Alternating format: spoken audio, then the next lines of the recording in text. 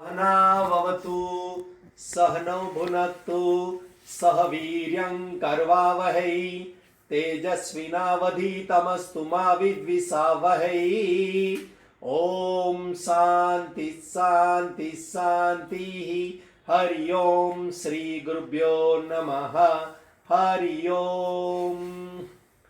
श्रीमद् भगवद गीता अध्याय 1 અને એમાં આપણે અંતિમ શ્લોકમાં છીએ, તો આપણે અંતિમ શ્લોકનું પારાયણ કરશું. સંજય ઉવાચ એવમુક્ત્વાર્જુન સંખ્યે રથોપસ્થૌ પાવિશત વિસૃજ્ય સસરં ચાપમ શોક સંવિઘ્ન માનસઃ. સંજય બોલ્યો, રણભૂમિમાં શોકથી ઉદ્વિગ્ન મનવાળો અર્જુન આ પ્રમાણે કહીને બાણ સહિત ધનુષ્ય ત્યજીને રથના પાછલા ભાગમાં બેસી ગયો.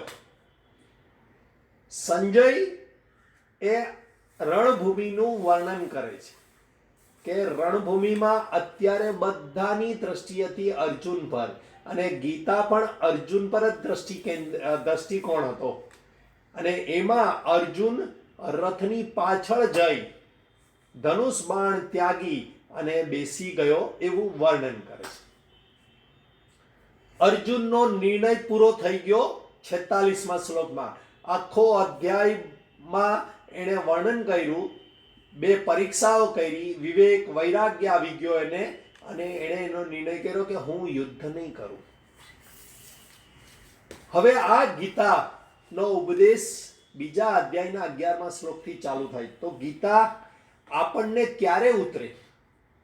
તો કે આપણે અર્જુનની સ્થિતિ પર આપણી જાતને મૂલવીએ ત્યારે ગીતા ઉતરે. એક કવિએ બહુ સુંદર કીધું કે યુદ્ધ આજકાલ ક્યાં ફક્ત કુરુક્ષેત્રમાં હોય છે. યુદ્ધ આજકાલ ક્યાં ફક્ત કુરુક્ષેત્રમાં હોય છે. દરેક મનમાં જીવતા પાંડવ ને કૌરવ હોય છે. આપણા જ મનની અંદર જીવતા પાંડવ ને કૌરવ હોય છે. યુદ્ધ આજકાલ ક્યાં ફક્ત કુરુક્ષેત્રમાં હોય છે. દરેક મનમાં જીવતા પાંડવ ને કૌરવ હોય છે. આજે તું જન્મી જા કૃષ્ણ મારા અંતર મનમાં. આજે તું જન્મી જા કૃષ્ણ મારા અંતર મનમાં. હું પણ અર્જુન બની જઈશ તારા સત્સંગમાં, તારા સત્સંગમાં. હે પ્રભુ, તારા સત્સંગમાં. એટલે આપણે અર્જુન બની જઈશું તો કૃષ્ણ પણ આપણને સાચે હકીકતમાં કૃષ્ણ જ આપણને સત્સંગ કરાવે છે એવો ભાવ આવશે. એટલે અહીંયા ઘડી જે વાત કરી કે સંજયે વાત કરી કે કર્મમાં રહેલા દોષોનું યથાર્થ દર્શન અર્જુને કર્યું. હવે અર્જુન પોતાના કર્તવ્ય કર્મનો ત્યાગ કરે છે. તેથી યુદ્ધ ન કરવાનો પોતાનો નિર્ણય શ્રી કૃષ્ણ પરમાત્માને જણાવી અને તે રથના પાછળના ભાગમાં બેસી ગયો. પરંતુ શ્રી કૃષ્ણ પરમાત્મા જાણે છે કે અર્જુનમાં ઉચ્ચ વિવેક જાગૃત થયો હોવાથી તેને પોતાના કર્મમાં રહેલા દોષોનું દર્શન થયું. જો પહેલા તો પોઝિટિવ પોઈન્ટ હોવા જોઈએ અર્જુનની અંદર, ત્યારે જ કૃષ્ણ એની પાસે હતા અને એની પાસે ટકી રહ્યા. આપણી પણ પાસે કૃષ્ણનો ઉપદેશ ટકી ક્યારે રહે? આપણા અંતર મનમાં કૃષ્ણ જાગૃત ક્યારે થાય? તો કે આપણી અંદર આપણા કર્તવ્યોનું દોષ દર્શન આપણે કરીએ તો. એટલે અર્જુનને પોતાના યુદ્ધરૂપી કર્તવ્ય કર્મનું દોષ દર્શન થયું. પરંતુ આ દોષ દર્શનના લીધે અર્જુને પોતાના કર્તવ્યોનો ત્યાગ કરવાનો અધિકાર પ્રાપ્ત થતો નથી, કારણ એ ક્ષત્રિય છે. ધારો કે રસોડામાં અગ્નિની સામે કામ કરવાથી આપણો રૂપાળો ચહેરો કાળો બની જાય, આવું કર્મમાં કે કર્તવ્યમાં દોષ દર્શન બહેનોને થાય, અને આજની યુવતીઓને પણ થાય છે. તો યુવતીઓ શું કરે છે? આ કર્તવ્ય કર્મને ત્યાગી દે છે. જ્યારે સંયમિત અથવા તો નિષ્ઠાવાન બેન આ કર્તવ્ય કર્મ ત્યાગતા નથી. કેમ? કારણ એ કર્તવ્ય છે અને કર્તવ્યનો ત્યાગ ન કરાય. ભલે દોષ દેખાતો, અગ્નિની સામે 2 કલાક ઉભા રહેવું એટલે કેટલો પરસેવો થાય, કેટલા કાળાશ આવી જાય, કેટલી મેસ લાગે, પરંતુ બહેનોને આ કર્તવ્યનો ત્યાગ કરવાનો અધિકાર નથી. એવી જ રીતે અર્જુનને પણ એના કર્તવ્યમાં દોષ દેખાણો, સારી વાત છે, વિવેકી હતો, વૈરાગ્ય પણ આવ્યો, સારી વાત, પરંતુ એ વૈરાગ્યને લીધે કર્તવ્યનો ત્યાગ કરવાનો અધિકાર પ્રાપ્ત થતો નથી. દરેક વખતે વૈરાગ્યમાં કર્તવ્ય છોડી દેવાના એવું નથી, પરંતુ કેવી રીતે કરવાનું? તો કે અર્જુને રાગ રહિત થઈને કર્તવ્ય રૂપી યુદ્ધ તો કરવું જ પડશે. આ પ્રમાણે સ્વધર્મ સમજીને યુદ્ધ કરવું તે જ તેના માટે અંતઃકરણ શુદ્ધિનું એકમાત્ર સાધન છે.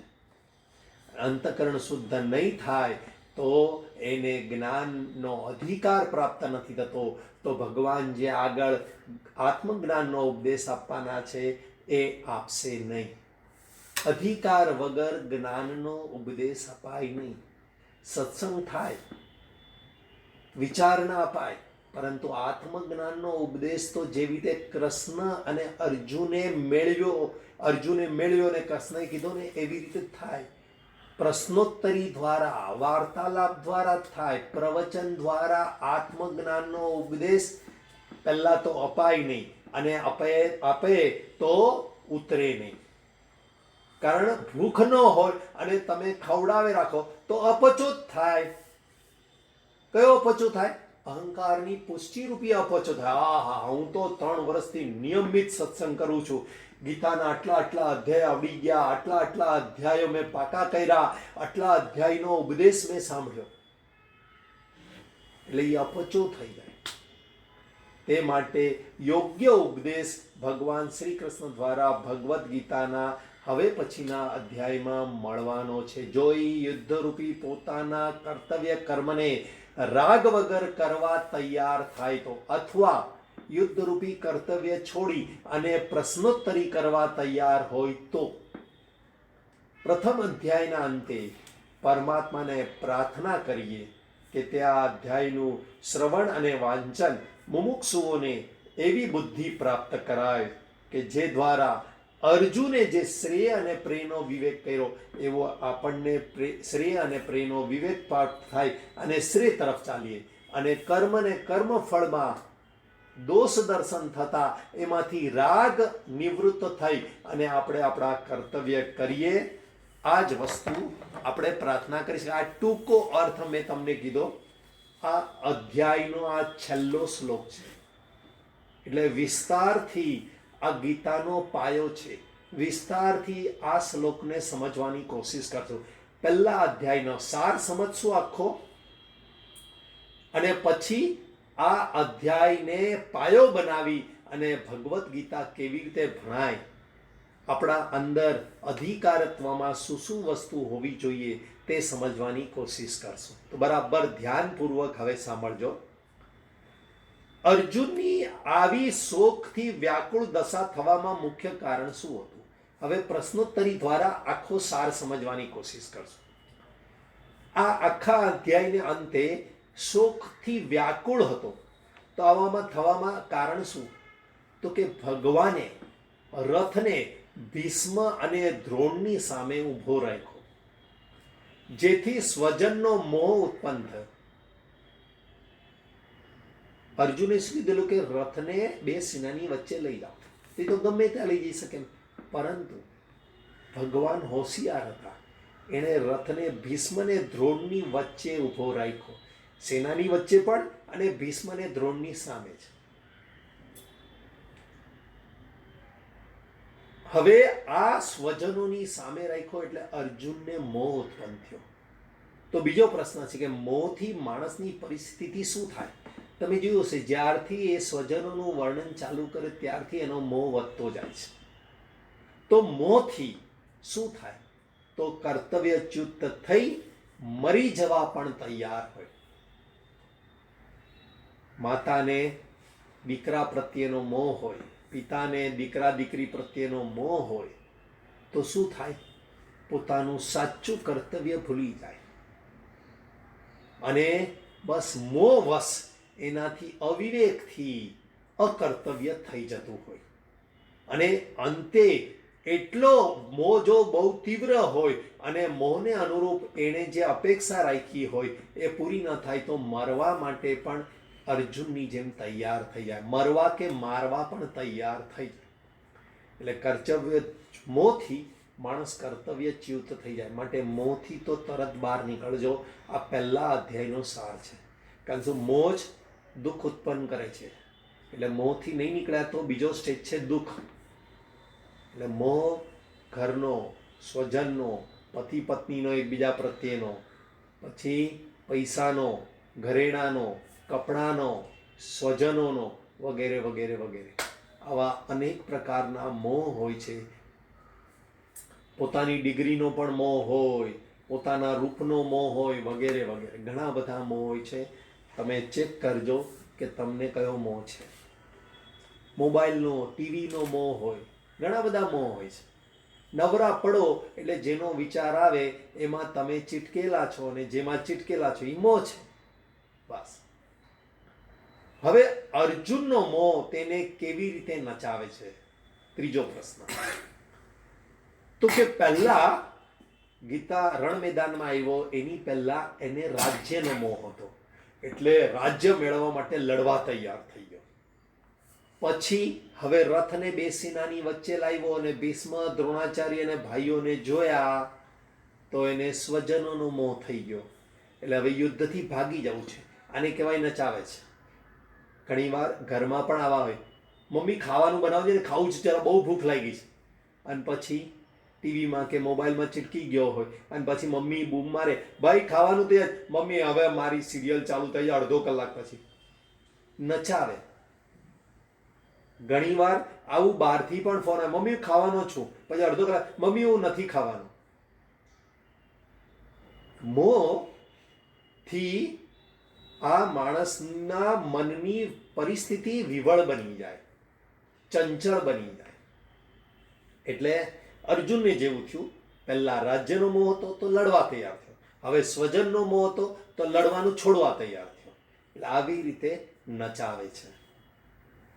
કર્મ કે કર્તવ્ય દુઃખનું કારણ છે. આપણે જે કર્મ કરીએ છીએ એ દુઃખનું કારણ દેખાય છે તો ખરા. યાર રસોઈ કરવી બહુ દુઃખનું કારણ છે. યાર 2 કલાક સવાર સાંજ જાય છે, દુઃખનું કારણ છે? ના. કર્તવ્ય કે કર્મ એ દુઃખનું કારણ નથી, પરંતુ અજ્ઞાન જ દુઃખનું કારણ છે. હું શરીર છું એવું જે અજ્ઞાન છે એ જ દુઃખનું કારણ છે. હું સચ્ચિદાનંદ સ્વરૂપ છું એ જ્ઞાન નથી, એને પણ અજ્ઞાન કહેવાય. આ અજ્ઞાન જ દુઃખનું કારણ છે. ને આ અજ્ઞાનમાંથી કામના, વાસના, સંકલ્પો, કર્મો આ બધું ઉત્પન્ન થાય છે અને ચક્રમાં ફસાઈએ છીએ. ધારો કે કોઈ વ્યક્તિને અજ્ઞાન નથી કે હું શરીર છું એવું મને કોઈ અજ્ઞાન નથી, હું તો સચ્ચિદાનંદ સ્વરૂપ છું. હવે એને રસોઈ કરવામાં દુઃખ પડે. અરે પણ દુઃખ કોને પડે છે? શરીરને પડે છે. તો મને તો દુઃખ પડતું જ નથી. એને હું શરીર છું એવું અજ્ઞાન નથી, તો કર્તવ્ય એના માટે દુઃખનું કારણ થતું જ નથી. એટલે મુખ્ય કારણ જાણવાની જરૂર છે. કર્તવ્યને આ નહીં સમજ પડી, અર્જુનને નહીં સમજ પડી એટલે એને થયું કે આ યુદ્ધરૂપી કર્મ છે ને એ દુઃખનું કારણ છે. ના, તું પોતાને શરીર સમજે છે એ દુઃખનું કારણ છે. કારણ શું? તું પોતાને શરીર સમજે છે એટલે સામેવાળાને સ્વજન સમજે છે, અને સ્વજન સમજીને એને મારવાનું દુઃખ લાગે છે તને, કારણ એના પ્રત્યે મોહ છે, પ્રિય છે, વગેરે વગેરે. એટલે મૂળ કારણ ભગવાન પકડે છે, આપણે પણ પકડવાનું છે. આખા અધ્યાય દરમિયાન અર્જુનના દુઃખનું કારણ હતું અજ્ઞાન. પોતાને શરીર માનતો હતો એટલે સામેવાળાને સ્વજન માનતો હતો. કારણ શું? સ્વજનો કોના સગા છે? શરીરના. આ શરીર છે એટલે સંબંધ છે, આ શરીર છે એટલે પત્ની છે, પુત્ર છે, ઘર છે, વગેરે વગેરે. શરીર હું નથી તો આ આ ઘરનું ઘર બોલીએ છીએ આપણે, ખબર છે? મુંબઈમાં ઘરનું ઘર મળવું અઘરું છે. તો ઘરનું ઘર એટલે આ ઘર છે, એનું ઘર બાર જે દેખાય છે ઘર, એ આ ઘરનું ઘર છે. તો આને ઘર કેમ કીધું? તો કે આની અંદર રહેવા વાળો હું છું, હું આ ઘર નથી, આ ઘર હું નથી. એટલે અજ્ઞાન છે, એટલે આ ઘરને હું માની લીધું છે. કેમ? કર્મો કે કર્તવ્યો છોડી ન દેવા, કારણ એકમાત્ર જ્ઞાન પ્રાપ્તિનું સાધન છે. તમે કર્તવ્ય નહીં ખડો અને ઘરમાં દુઃખ છે છોડી દો, છોડો ઘર બાર ચલો હરિદ્વાર એમ કરીને સંન્યાસ લઈ લો તો પણ જ્ઞાન પ્રાપ્તિ થાય નહીં. તમારે સંન્યાસ લઈને પણ કર્તવ્ય જ કરવું પડે. બ્રહ્મચારી બની ગયા એટલે ગુરુની સેવા, આશ્રમની સેવા જ કરવી પડે. તો ઉલમાંથી ચૂલમાં પડવાના. અહીંયા ઘરમાં તો તમે કહી શકતા હતા આજે મને મૂડ નથી, ત્યાં આગળ કહી ન શકો સંન્યાસ લીધા પછી. આ કોઈક મોદી કરીને બેન છે, એમણે વિડીયો ઓન રાખ્યો છે. એટલે કર્તવ્ય છોડી ન દેવા. આપણે પહેલું કામ આ કરીએ, દુઃખ પડે ને એટલે કર્તવ્ય છોડી દઈએ. કર્તવ્ય કરો, એની અંદર જે રાગ છે ને એ દુઃખનું કારણ છે. આપણને રોગ બરાબર ખબર ન હોય ને દવાઓ લઈ રાખીએ તો મટે નહીં. એટલે આ રોગ કયો છે? તો કે રાગ રૂપી રોગ છે. કર્તવ્ય કે કર્મ દુઃખદાયક નથી, એની અંદર રહેલો રાગ ને હું આવી રીતે જ કામ કરું અને આવું જ ફળ મળવું જોઈએ, આ બધો રાગ છે ને એ જ દુઃખનું કારણ છે. એટલે જ્ઞાન પ્રાપ્તિનું સાધન છે કર્તવ્ય છોડવાની, પરંતુ એની અંદર રહેલો રાગ છોડી દેવો. હવે કેવી રીતે તમે કહી શકો કે આપણા દુઃખનું કારણ અજ્ઞાન છે?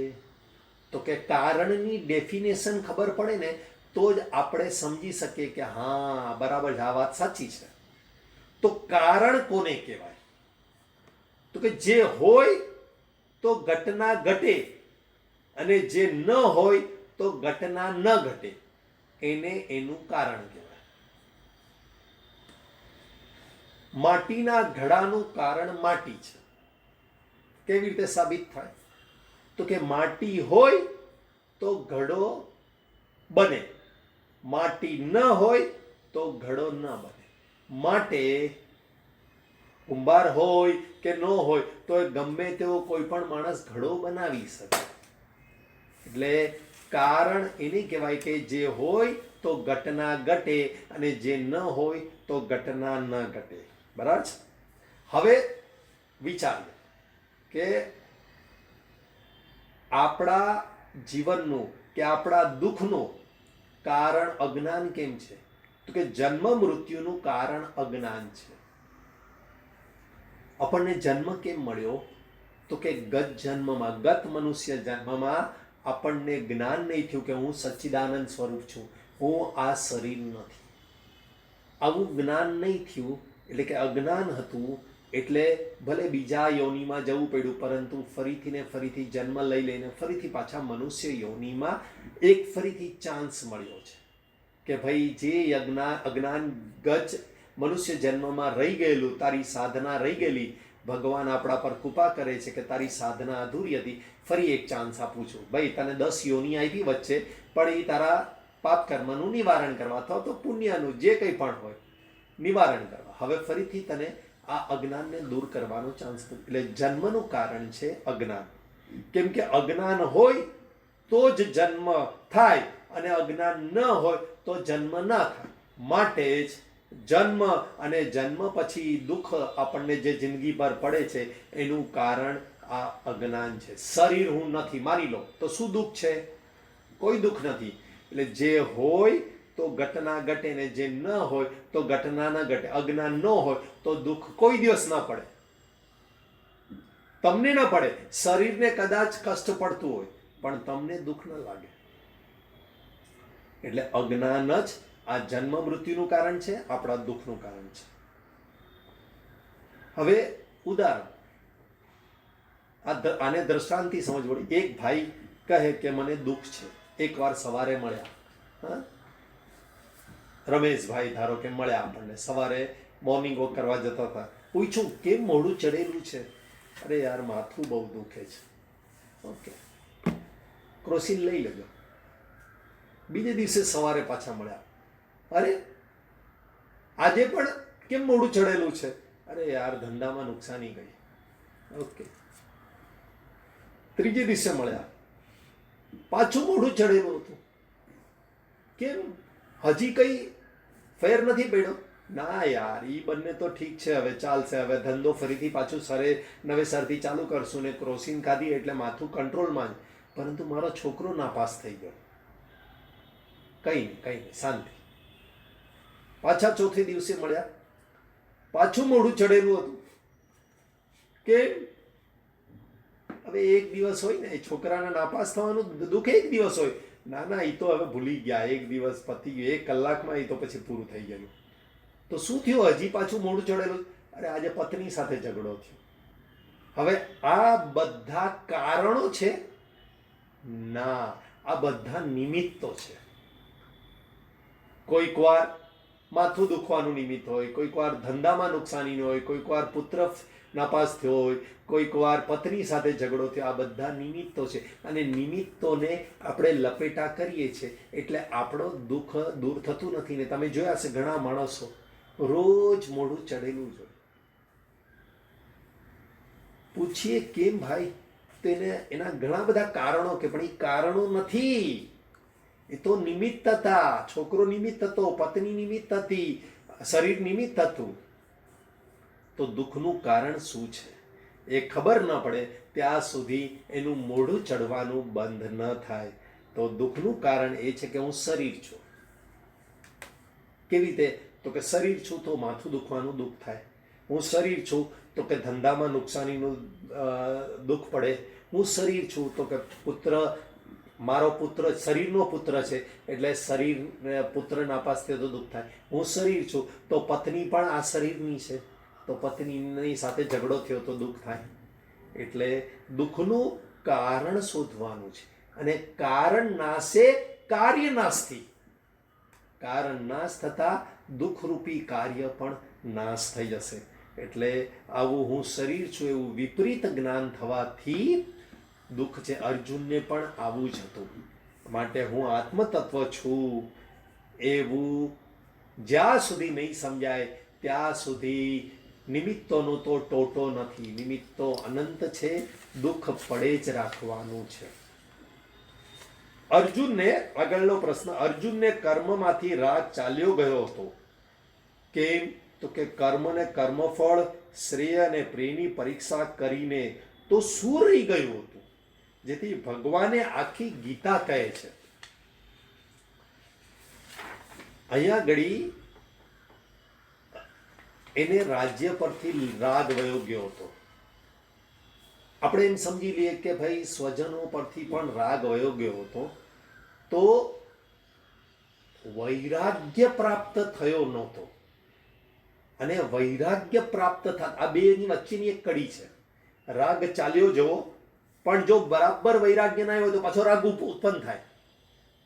જેવી રીતે પરીક્ષા હોય તો મોબાઈલ પ્રત્યેનો રાગ વયો જાય, ટીવી પ્રત્યેનો રાગ વયો જાય, બરાબર છે, પરંતુ વૈરાગ્ય નહોતો આવ્યો. એટલે શું થયું? જેવી પરીક્ષા પૂરી થઈ, મોબાઈલ આજે આખો દિવસ, મોબાઈલ મને ન લેવાની વાત નહીં કરતી એમ. એટલે આ બેમાં ફરક છે, વચ્ચેની કડી છે. રાગ વયા ગયા પછી પણ વૈરાગ્ય દ્રઢ થવો જોઈએ અને વૈરાગ્ય દ્રઢ નહોતો એટલે કર્તવ્ય કર્મ છોડી દેવાની વાત કરતો. ધારો કે સ્વચન ન હોત સામે અને દુશ્મન હોત બીજો કોઈ તો પાછો લડવા તૈયાર થઈ જાત. એટલે મોહ હતો હજી એટલે વૈરાગ્ય પૂરો પ્રાપ્ત થયો નહીં.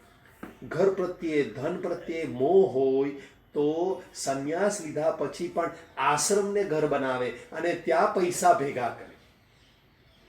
એટલે કર્તવ્ય છોડી દે તો એ ફરીથી નવું વૈરાગ્ય ન પ્રાપ્ત થયો હોય ત્યાં સુધી આ વાત શક્ય નથી.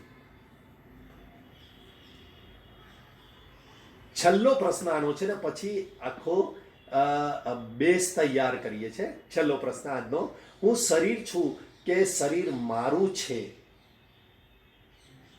આપણે આ બોલીએ છીએ તો એ ખોટું છે? ના. હું શરીર છું કે શરીર મારું છે વ્યવહારિક દ્રષ્ટિથી બોલીએ તો વાંધો નથી, કારણ શરીર રૂપી ગાડું ભગવાન ચલાવી રહ્યા છે વ્યવહાર રૂપે, પણ અંદરથી આ સમજ હોવી જોઈએ કે શરીર રૂપી ગાડું ભગવાન ચલાવી રહ્યા છે. શરીરમાં રોગ વૃદ્ધત્વ આવે તો આપણને કોઈ પૂછવા બેસે છે કે ભાઈ હું આવું તારા શરીરમાં, કે વૃદ્ધત્વ આવે તમારા શરીરમાં? અહીંયા બેઠેલા કોઈને પણ પૂછ્યું પહેલા કે ના એન્ટર યોર હોમ? હોમ એટલે શરીર? ના, કોઈ આપણને પૂછતું નથી. આપણે જ એને હું અને મારું કહીએ છીએ. મનમાંથી કાઢી નાખવાનું છે. ધારો કે કોઈ નામથી બોલાવે કે પુષ્પાબેન, તો નહીં, હું તો શરીર નથી, હું પુષ્પા નથી. ના, એવું નહીં કરવાનું. હું છું, હું પુષ્પા છું, એટલે એને જવાબ આપવાનો વ્યવહારિક દ્રષ્ટિથી. પરંતુ આપણે જે મનમાં એને બેસાડી દીધું છે ત્યાંથી સાફ કરવાનું છે. કારણ કે દુઃખ મનમાં છે તો તકલીફ પણ મનમાં જ હોવી જોઈએ, તો મનમાં જ સાફ કરવાનું છે. બાકી વ્યવહાર સારામાં સારો કરવાનો છે. નરસિંહ મહેતા પણ કહે છે આ બાબત પર, એના વિશે આવતા વખતે વાત કરશું. ઓમ પૂર્ણમદ પૂર્ણમિદં પૂર્ણાત પૂર્ણમુદચ્યતે પૂર્ણસ્ય પૂર્ણમાદાય પૂર્ણમેવાવશિષ્યતે. ઓમ શાંતિ શાંતિ શાંતિ. હરિ ઓમ. શ્રી ગુરુભ્યો નમઃ. હરિ ઓમ. હરિ ઓમ બધાને.